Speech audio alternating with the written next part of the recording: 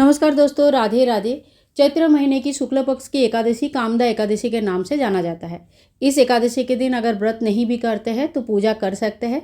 बहुत बड़े बड़े पापों से मुक्ति मिल जाती है, ऐसे ही हमारे शास्त्र कहते हैं। कामदा एकादशी के दिन सुबह सुबह उठिए, स्नान आदि कंप्लीट करके मंदिर का पूजा कर लीजिए और इसके बाद हम चौकी लगाएंगे। आप चाहे तो अपने मंदिर में भी पूजन कर सकते हैं। चौकी में पीला कलर का कपड़ा बिछाएंगे और इसके ऊपर तिल या फूलों का आसन देंगे।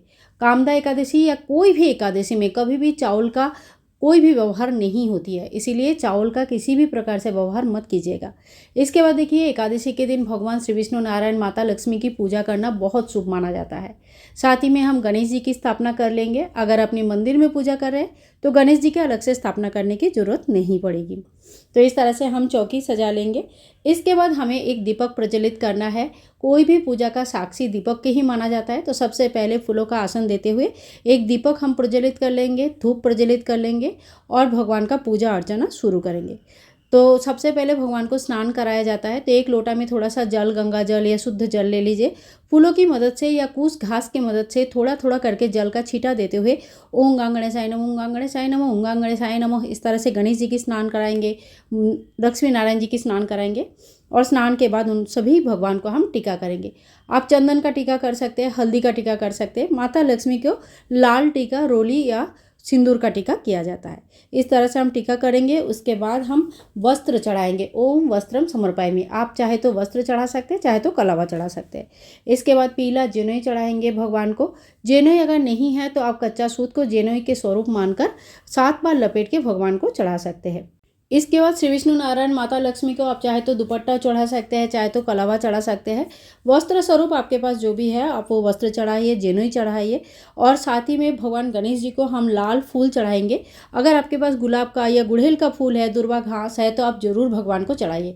गणेश जी की बहुत ही प्रिय चीज़ होती है। तो यहाँ पर हमने ओम गणेशाय नमः इस मंत्र का जप करते हुए, भगवान का स्मरण करते हुए गुड़हल का फूल चढ़ाया है, साथ में दुर्वा घास चढ़ाया है। और भगवान विष्णु जी को पीला फूल बहुत प्रिय होता है। आज के दिन पीले रंग का ज़्यादा से ज़्यादा यूज़ जरूर कीजिएगा। तो यहाँ पे भगवान विष्णु जी को हम पीला रंग का फूल चढ़ा देंगे। अगर नहीं है तो आपके पास सफ़ेद, पीला, लाल जो भी फूल है आप वो फूल चढ़ा सकते हैं। गणेश जी को हम अलग से भोग लगा देंगे लड्डू का, क्योंकि गणेश जी के भोग में कोई भी तुलसी दल नहीं चढ़ती है।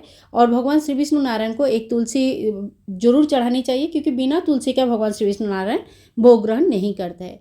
एकादशी के दिन केले का भोग चढ़ाना भी बहुत अच्छा माना जाता है। तो यहाँ पे आप चाहे तो कोई भी मौसमी फल का भोग चढ़ा सकते हैं। कोई भी मिठाई जो सात्विक तरीके से बना गया है, जिसमें अन्न नहीं प्रयोग किया गया है, वो भोग आप चढ़ा सकते हैं। साथ ही में जल के बिना भोग असंपूर्ण माना जाता है, तो जल चढ़ाएंगे।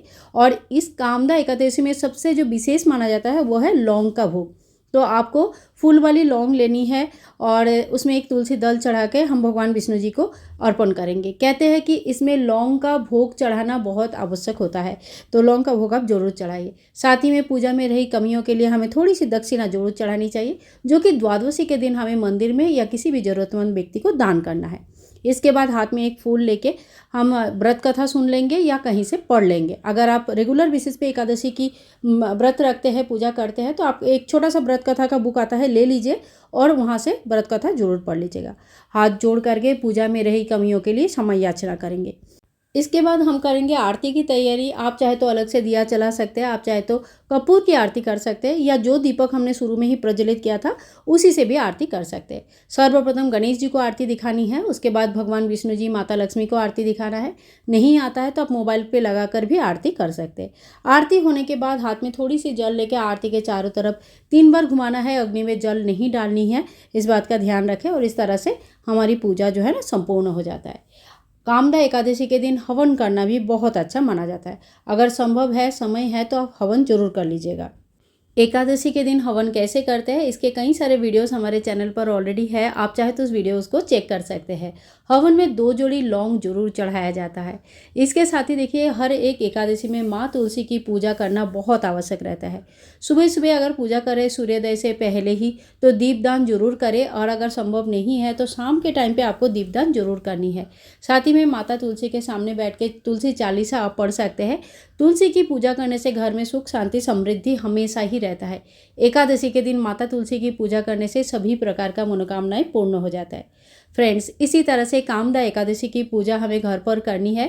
पारण के शुभ समय में हमें पारण करनी है और पारण के बाद ही हम कोई अन्न ग्रहण कर सकते हैं। पारण के समय आप खिचड़ी या कोई भी चावल का भोग बनाकर पहले भगवान जी को अर्पण करें और इसके बाद दान सामग्री की सामान अलग निकाल लीजिए, दान कर लीजिए। ब्राह्मण भोजन अगर करवाते हैं तो ज़रूर करवा लीजिए, नहीं तो आप चाहे तो ब्राह्मण के लिए दान सामग्री अलग से निकाल सकते हैं। इसके बाद भगवान को चढ़ाया हुआ भोग को ही ग्रहण करके अपना पारण किया जाता है। पारण के शुभ समय और हर भद्रकाल हर चीज़ का समय आपको डिस्क्रिप्शन बॉक्स में मिल जाएगा। राधे राधे।